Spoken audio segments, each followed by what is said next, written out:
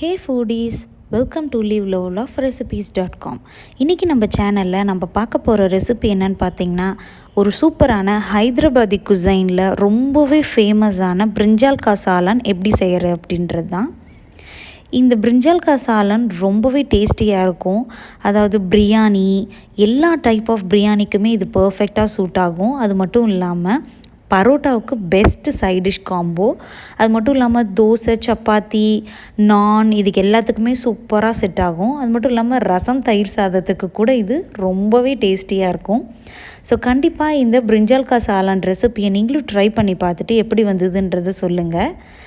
கீழே உள்ள டிஸ்கிரிப்ஷன் பாக்ஸில் ரெசிபி சஜஷன்ஸ்லாம் உங்களுக்கு கொடுக்குறேன். அதையும் கண்டிப்பாக போய் செக் பண்ணி பாருங்கள். வாங்க இப்போது இந்த ரெசிபி எப்படி செய்யலான்றதை பார்க்கலாம். ஃபர்ஸ்ட் இந்த ரெசிபி செய்கிறதுக்கு நம்ம ஒரு பவுடர் கிரைண்ட் பண்ணிக்கணும். அந்த மசாலா பவுடருக்கு 1 டீஸ்பூன் அளவுக்கு ஜீரகம் தேவைப்படும், 1 டீஸ்பூன் அளவுக்கு சோம்பு, 1 டீஸ்பூன் அளவுக்கு வரக்கொத்தமல்லி, 1/4 டீஸ்பூன் அளவுக்கு வெந்தயம், 2 டேபிள் ஸ்பூன்ஸ் அளவுக்கு பார்த்திங்கன்னா கிரவுண்ட்நட் தேவைப்படும். அதே மாதிரியே 2 டேபிள் ஸ்பூன்ஸ் அளவுக்கு செசமே சீட்ஸும் தேவைப்படும். அதாவது எள்ளு தேவைப்படும்.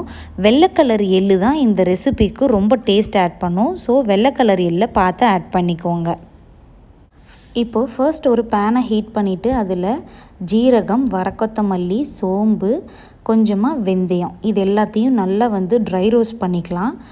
இது எல்லாமே பாதி ரோஸ்ட் ஆனதுக்கப்புறமா இது கூடவே நம்ம எடுத்து வச்சுருக்கிற எள்ளையும் கடலையையும் சேர்த்து நல்லா வறுத்துக்கலாம். இதெல்லாம் நல்லா ட்ரை ரோஸ்ட் பண்ணிவிட்டு கலர் சேஞ்ச் ஆகணும். எள்ளுலாம் படப்படன்னு வெடிக்கும் லைட்டாக. அதெல்லாம் வெடித்ததுக்கப்புறமா நல்லா ரோஸ்ட் ஆனதுக்கப்புறமா இதை இந்த மாதிரி ஒரு மிக்சியில் மாற்றிட்டு நல்லா ஆறுனதுக்கப்புறமா கொஞ்சமாக தண்ணி விட்டு இந்த மாதிரி நல்லா ஃபைன் பேஸ்ட்டாக அரைச்சி ரெடி பண்ணி வச்சுக்கோங்க. இதுதான் பிரிஞ்சால் கா சாலனுக்கு மெயின் இன்க்ரீடியண்ட்டே. ஸோ இதை ஓரமாக வச்சிடலாம்.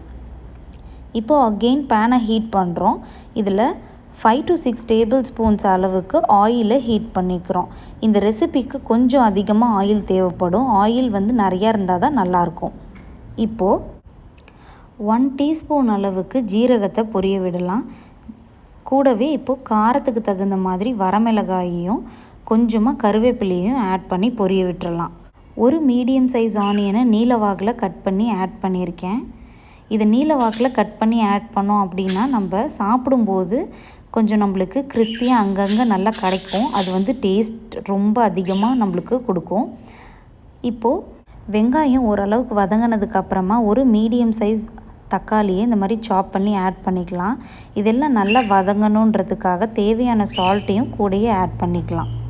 இப்போது வெங்காயம் டிரான்ஸ்லூசன்ட் கலரில் மாறணும். தக்காளி நல்லா வதங்கினதுக்கு அப்புறமா இதில் நம்ம கட் பண்ணி வச்சுருக்கிற பிரிஞ்சால்ஸை ஆட் பண்ணணும். பிரிஞ்சாலை இந்த மாதிரி எக்ஸ் மாதிரி பின்னாடி சைடு கட் பண்ணிக்கோங்க. காம்பு அப்படியே இருக்கணும், காம்பை நீக்கிடாதீங்க. இந்த ரெசிபியை பொறுத்த வரைக்கும் சின்ன சைஸ் பிரிஞ்சால் இருந்ததுன்னா சூப்பராக இருக்கும். மீடியம் சைஸ் பிரிஞ்சால் இருந்ததுன்னா கூட ஓகே தான். பட் பெரிய சைஸ் பிரிஞ்சால் இருந்ததுன்னா நம்ம ஆட் பண்ணுறோம் இல்லையா அந்த மசாலாஸ், இந்த ஸ்பைஸ் பவுடர்ஸ் இதெல்லாம் அந்த பிரிஞ்சால் உள்ளார இறங்காமல் ஆகிடும். அதனால் ஸ்மால் சைஸ் பிரிஞ்சால் ஆர் மீடியம் சைஸ் பிரிஞ்சால் இருந்தது அப்படின்னா அதை மட்டும் ஆட் பண்ணி செய்யுங்க. இப்போது இதில் ஒரு 1/4 டீஸ்பூன் அளவுக்கு மஞ்சள் பொடி ஆட் பண்ணியிருக்கேன். கூடவே 1 டீஸ்பூன் அளவுக்கு Kashmiri red chilli powder add பண்ணியிருக்கேன். சாதாரண மிளகாய் பொடி இருந்ததுனாலும் ஆட் பண்ணிக்கோங்க, நல்லா தான் இருக்கும். இதுக்கு வேறு எந்த மசாலா பவுடரும் தேவையில்லை. இப்போ பார்த்திங்கன்னா இந்த அளவுக்கு, அதாவது ஒரு கோலி குண்டு அளவுக்கு புளியை நல்லா சுடுதண்ணியில் கரைச்சி வச்சுருக்கேன். அந்த புளித்தண்ணியை ஆட் பண்ணி எல்லாத்தையும் நல்லா கலந்து விட்டுடலாம். இப்போ புளித்தண்ணிலேயே கொஞ்சம் நேரம் நம்ம பிரிஞ்சால்லாம் கொதிக்கணும். அதுக்கப்புறமா ஒரு கொதி வந்ததுக்கப்புறமா நம்ம அரைச்சி வச்சுருக்கிற அந்த மசாலா பேஸ்ட்டை இதில் கலந்துக்கலாம். மசாலா பேஸ்ட்டை கலந்ததுக்கப்புறமா இதில் எவ்வளோ கிரேவிக்கு தண்ணி தேவைப்படுமோ அந்த அளவுக்கு நீங்கள் ஆட் பண்ணிக்கோங்க. நம்ம மசாலா பேஸ்ட்டை அரைக்கும்போது கிரவுண்ட்நட் ஆட் பண்ணியிருக்கோம். அது மட்டும் இல்லாமல் எள்ளு ஆட் பண்ணியிருக்கோம் இல்லையா, அதனால் நல்லாவே இந்த கிரேவி கெட்டியாகும். அதனால் கொஞ்சம் அதிகமாக தண்ணி ஊற்றி டைல்யூட் பண்ணிக்கிறது நல்லது. இப்போ இதெல்லாம் நல்லா கலந்து விட்டுருங்க. மூடி வச்சு குக் பண்ணிங்க அப்படின்னா அந்த ரா ஸ்மெல் எல்லாமே சீக்கிரமாக போயிட்டு நம்மளுக்கு இந்த குழம்புலேருந்து எண்ணெய் பிரிஞ்சு வர ஆரம்பிச்சிடும். அதனால் அப்பப்போ மூடி வச்சு திறந்து கிளறி விட்டு குக் பண்ணிகிட்டே இருங்க. இப்போ பார்த்திங்கன்னா நல்லா கொதி வர்றது உங்களுக்கு தெரியும். இப்போது இதில் ஒரு 1/2 டேபிள் ஸ்பூன் அளவுக்கு சர்க்கரையோ இல்லை வெல்லத்தையோ ஆட் பண்ணி நல்லா கலந்து விட்டுருங்க. இந்த ரெசிபியை பொறுத்த வரைக்கும் கொஞ்சம் வெல்லமும் அதே மாதிரி புளி தண்ணி இதெல்லாம் கொஞ்சம் அதிகமாக இருந்ததுனா தான் ரொம்பவே டேஸ்டியாக இருக்கும்.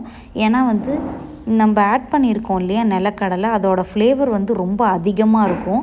ஸோ இந்த மாதிரி வெல்லம் ஒரு சர்க்கரை அதுக்கப்புறம் புளி தண்ணி இதெல்லாம் நம்ம அதிகமான குவான்டிட்டியில் ஆட் பண்ணும்போது அந்த டேஸ்ட் பேலன்ஸ் ஆகி நம்மளுக்கு சூப்பரான ஃப்ளேவரில் கிடைக்கும். ஃபைனலாக இதில் கொஞ்சமாக நறுக்கின கொத்தமல்லி இலைகளை தூவிட்டு நல்லா கலந்து விட்டுருங்க. குழம்பு நல்லா கெட்டியாகி எண்ணெய் பிரிஞ்சு வந்ததுக்கு அப்புறமா ஃப்ளேமை சுவிட்ச் ஆஃப் பண்ணிவிட்டு இதை சர்வ் பண்ணிடலாம். ரொம்ப டேஸ்டியான இந்த பிரிஞ்சால் சாலன் ரெசிபியை நீங்களும் ட்ரை பண்ணி பார்த்துட்டு எப்படி வந்ததுன்றதை காமெண்ட்ஸில் சொல்லுங்கள். ஏகப்பட்ட பிளேலிஸ்ட் நம்மளோட சேனலில் இருக்குது. கண்டிப்பாக போய் எல்லா பிளேலிஸ்ட்லேயும் செக் பண்ணி பாருங்கள். உங்களுக்கு பிடிச்சமான ரெசிபியை ட்ரை பண்ணி பார்த்துட்டு எப்படி வந்ததுன்றதை காமெண்ட்ஸில் சொல்லுங்கள். அப்படியே நம்ம சேனலை சப்ஸ்கிரைப் பண்ணிவிடுங்க. ஸோ தட் எல்லா நோட்டிஃபிகேஷன்ஸும் ஃப்யூச்சரில் உங்களுக்கு உடனுக்குடனே அப்டேட் ஆகும். தேங்க்ஸ் ஃபார் வாட்சிங்.